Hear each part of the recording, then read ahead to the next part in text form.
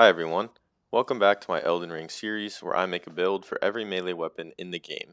In this episode, I'll be covering the Cane Sword.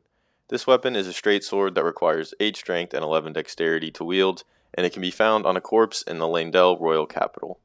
For this one, I'm using a dexterity build with a keen infused cane sword and the wolf crest shield in my offhand. For my Ash of War, I'm using Stormblade, which is a wind-based projectile attack. So I'm going to be honest, guys, this sword is absolute garbage. It's a cool concept for a weapon, but it really has no other redeeming qualities. The only unique aspect about it is that it has a unique special rolling attack. Yeah, you know it's bad when the best thing I have to say about it is its rolling attack. So my idea was, let's just use this sword as basically an Ash of War stick.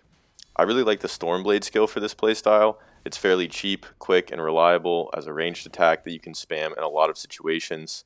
Another reason that this is a good choice is because the damage of this Ash of War is not affected by the base damage and scaling of the weapon itself, and instead has its own scaling that works best with the Keen Infusion with high dex. At least that's my understanding of how it works.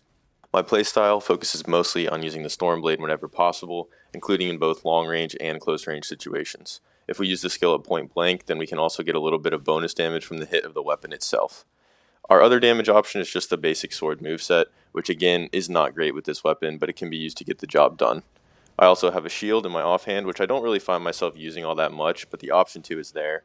Since this is a dex build, we don't really get any extra damage out of two-handing, so our left hand is open, and it doesn't hurt to just carry a shield just in case.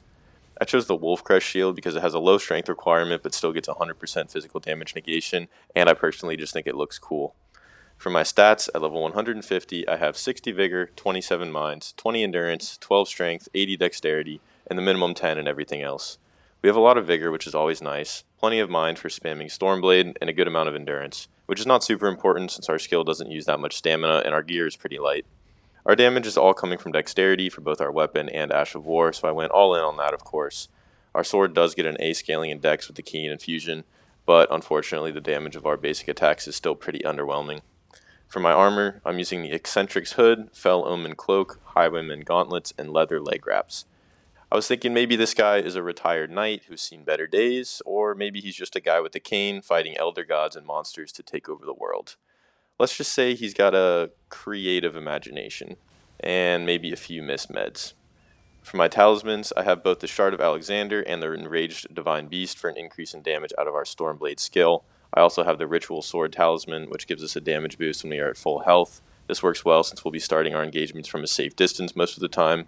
And finally, I have the Dragon Crest Great Shield, which allows us to be much tankier than we should be thanks to a special outside force. For the Flask of Wondrous Physic, I have the Green Burst Crystal tier for more stamina regeneration, and the Opaline Hard tier for more defense. And that is about all I have for this Cane Sword build video. Here's an overview of my setup from the menu screen. Thank you for watching, I hope you have a great rest of your day, and I'll see you next time.